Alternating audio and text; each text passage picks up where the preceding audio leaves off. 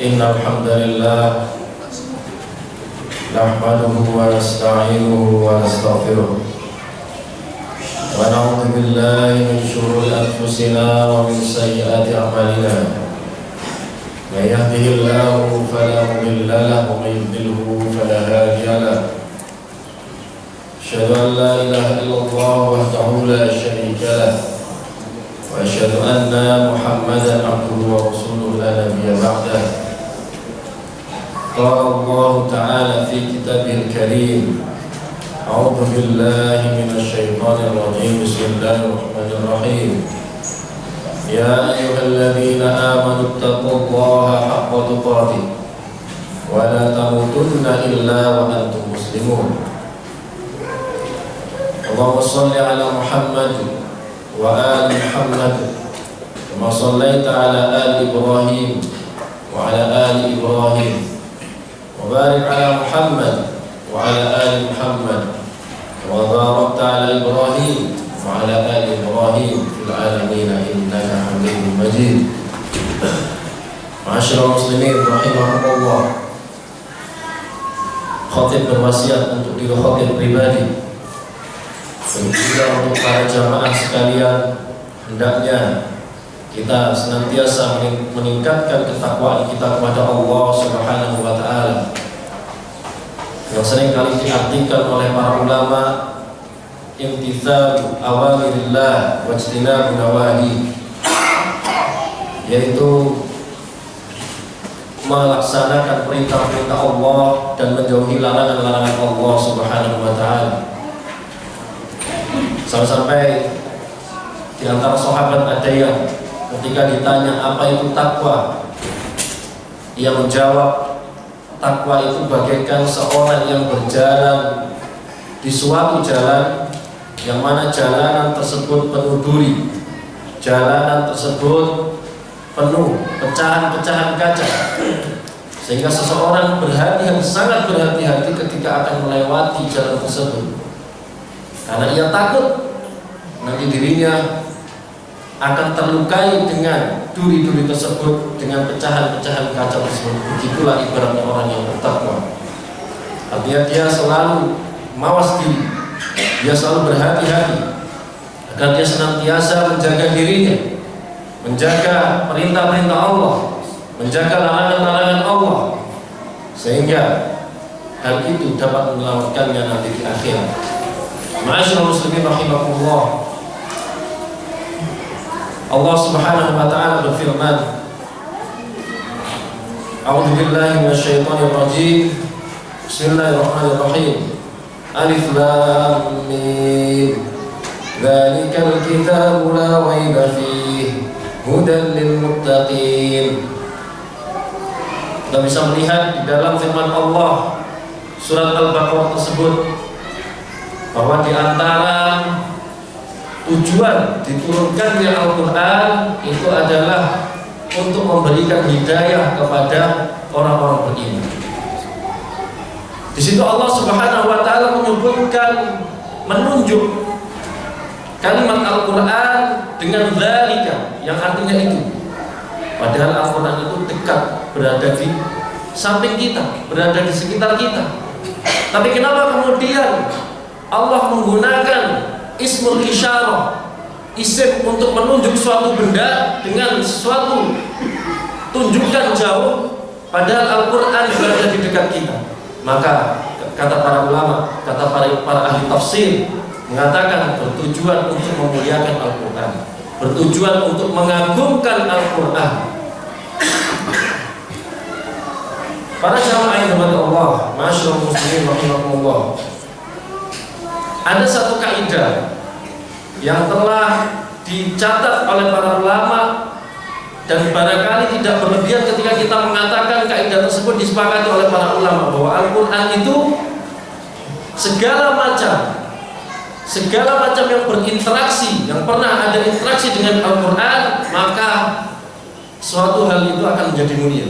Misalnya bulan Ramadan itu menjadi bulan yang paling mulia. Kenapa? Karena bulan Ramadan diturunkan padanya Al-Quran.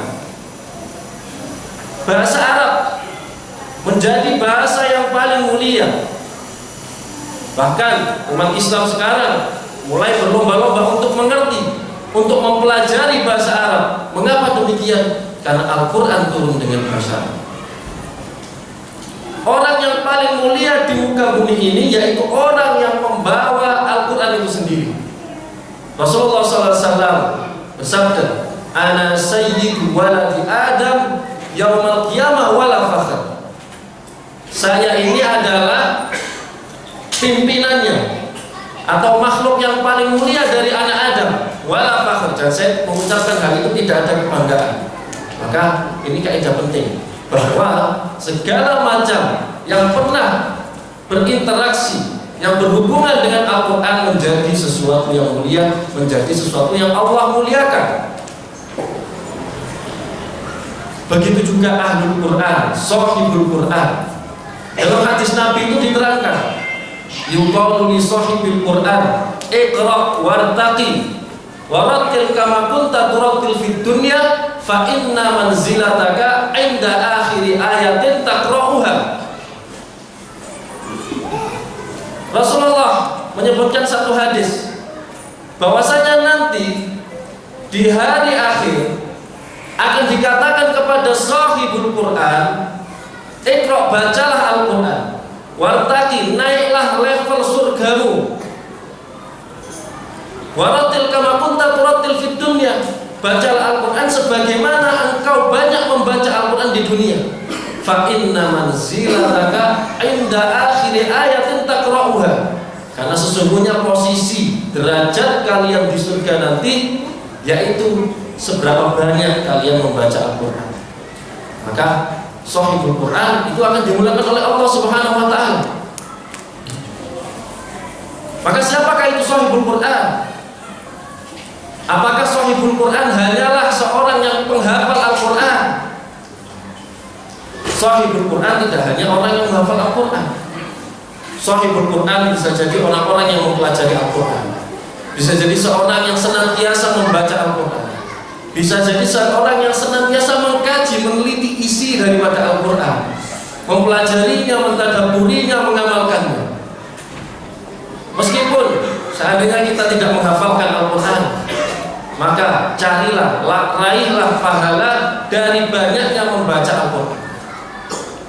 Kalau kita bukan hafizul Quran, maka carilah pahala, carilah barokah Al-Quran dari banyak-banyak mendatangi majelis-majelis Al-Quran, mempelajari majelis-majelis ilmu tafsir, mempelajarinya, mentadabburinya, kemudian setelah itu kita mengamalkan isi daripada Al-Quran. Ma'asyiral muslimin rahimakumullah, saya katakan Al-Quran ini adalah kitab yang sangat istimewa.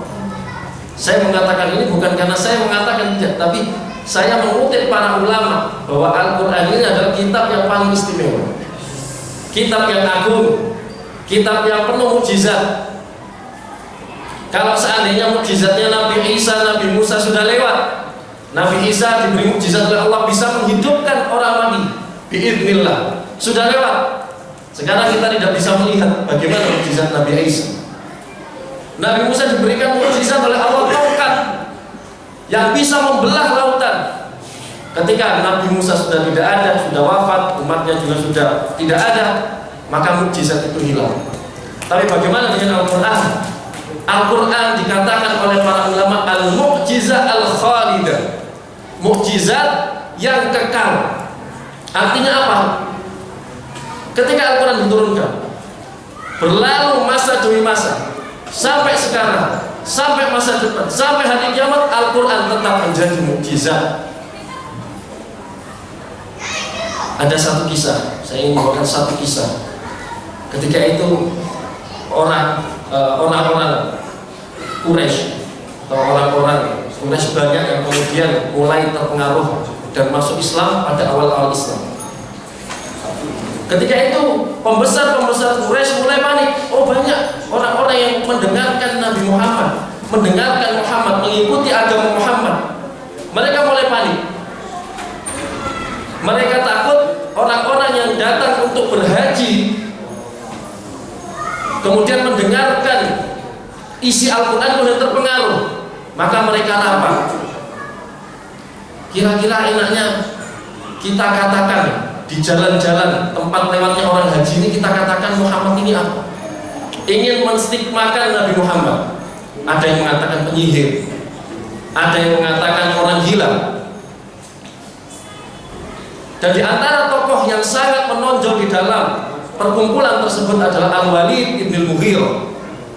Al-Walid ibn al-Mughirah, meskipun di dalam perkumpulan tersebut dia mengatakan bahwasanya Muhammad adalah penyihir, tapi dalam hatinya Al-Walid ibn al-Mughirah mengatakan Al-Quran ini bukan kalam Muhammad, tapi Al-Quran ini kalam Allah. Bayangkan seorang yang fasih dalam berbahasa Arab, orang kafir Quraisy ketika itu, orang-orang Arab jahiliyah yang diturunkan Al-Quran dengan bahasa mereka, dia pun mengakui bahwa Al-Quran ini bukan perkataan biasa, Al-Quran bukan perkataan manusia, Al-Quran bukan datang dari Muhammad sendiri, tapi datang dari suatu zat yang luar biasa.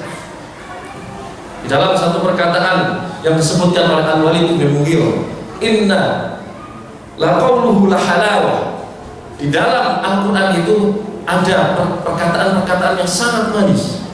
Wa inna alaihi la qalawah, sesungguhnya di dalam Al-Quran ada sesuatu yang dapat menarik jiwa untuk senang untuk mendengarkannya, untuk mengikutinya. Wa inna aslahu la mughdi, sesungguhnya asalnya Al-Quran, pondasi Al-Quran ini sangat kuat. Wa far'ahu la muthmir, cabang-cabangnya bagaikan pohon yang berbuah. Ini Walid bin Mughirah memberikan satu perumpamaan. Wa ma antum biqailina min hadza syai'an illa wa ana a'lam annahu batil. Sesungguhnya hati kecil saya berkata, apa yang kalian katakan tentang Muhammad, saya tahu bahwa semuanya itu adalah kebatilan. Karena apa? Karena pengakuan dalam hati bahwa Al-Quran ini adalah kitab yang agung, Al-Quran bukan perkataan manusia, Al-Quran datang dari zat yang maha agung. Itu orang kafir yang mengetahui bahasa Al-Quran, yang mengerti bahasa Arab. Bahkan Al-Quran ini mengandung mukjizat-mukjizat, masyaallah muslimin. Mukjizat-mukjizat Al-Quran, di dalamnya ada pemberitaan ghaib, di dalamnya ada pemberitaan hal-hal yang tidak bisa dijangkau oleh manusia. Suatu ketika Abu Bakar As-Siddiq ketika itu sedang berkonflik dengan orang-orang kafir Quraisy. Ketika itu bertepatan dengan terjadinya peperangan antara Romawi dengan Persia. Abu Bakar As-Siddiq sebagai seorang muslim yang sudah memeluk Islam, ia mendukung Romawi karena ada kedekatan agama antara agama Samawi Romawi dengan orang-orang Islam. Itu ada kedekatan, sama-sama agama Samawi. Orang-orang kafir Quraisy menjagokan orang-orang Persia. Akhirnya apa yang terjadi? Pertama kali peperangan, ternyata Persia dapat memenangkan peperangan. Ketika itu orang-orang kafir Quraisy mengolok-olok, lihat Abu Bakar, katakanlah kepada pengikut Muhammad bahwasanya agama yang didukung oleh pengikut Muhammad telah kalah dalam peperangan.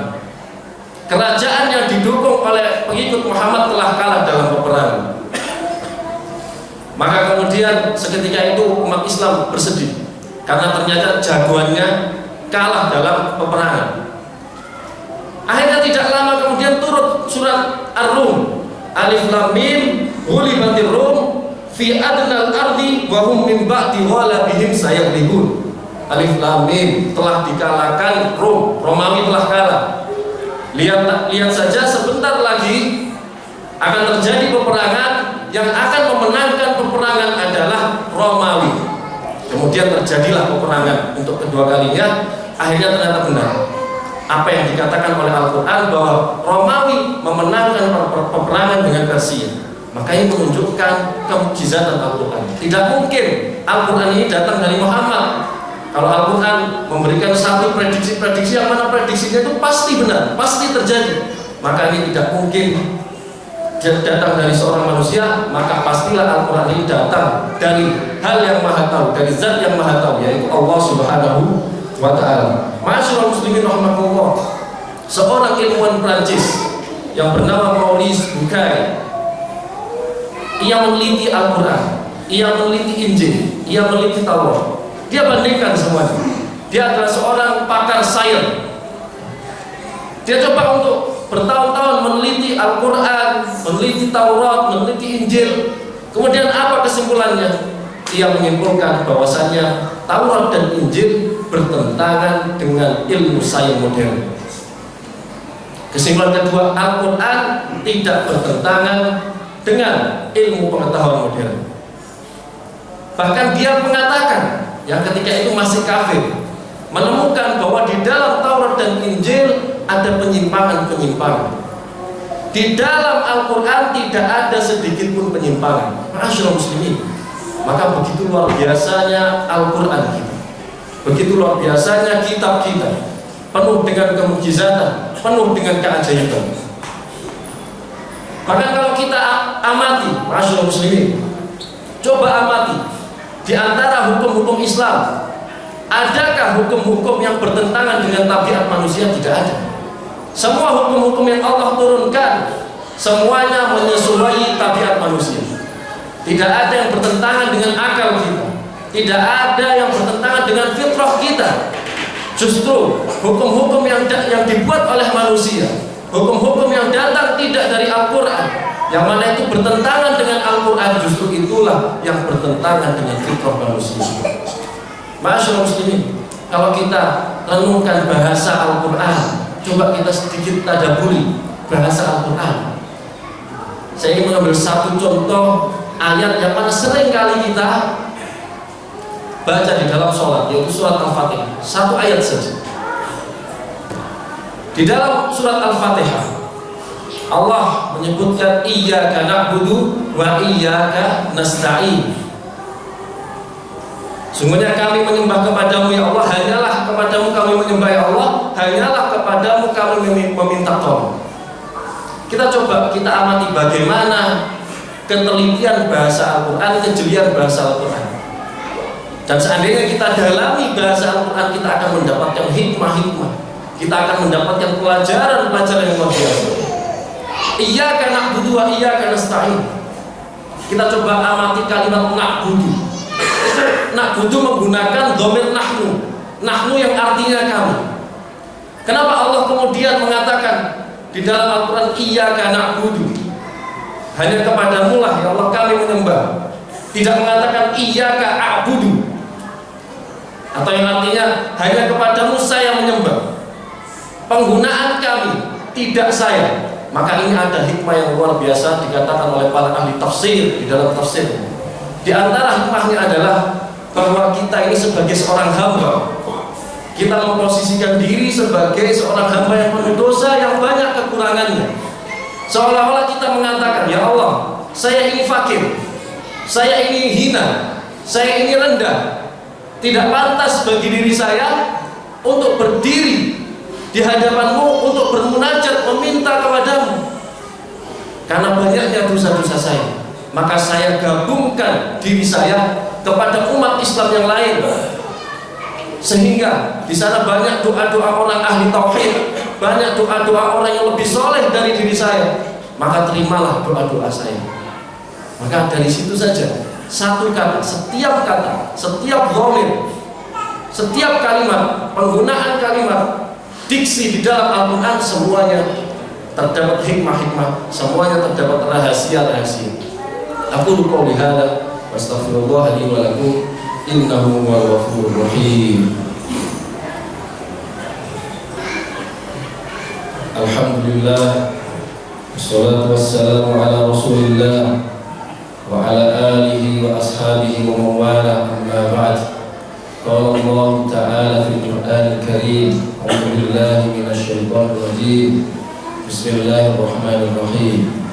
Ya ayyuhalladzina amanu taqullaha haqqa tuqatih wa la tamutunna illa wa antum muslimun. Allahumma shalli ala Muhammad wa barik alaihi. Ma'asyiral muslimin rahimakumullah, usikum wa nafsi bi taqwallah.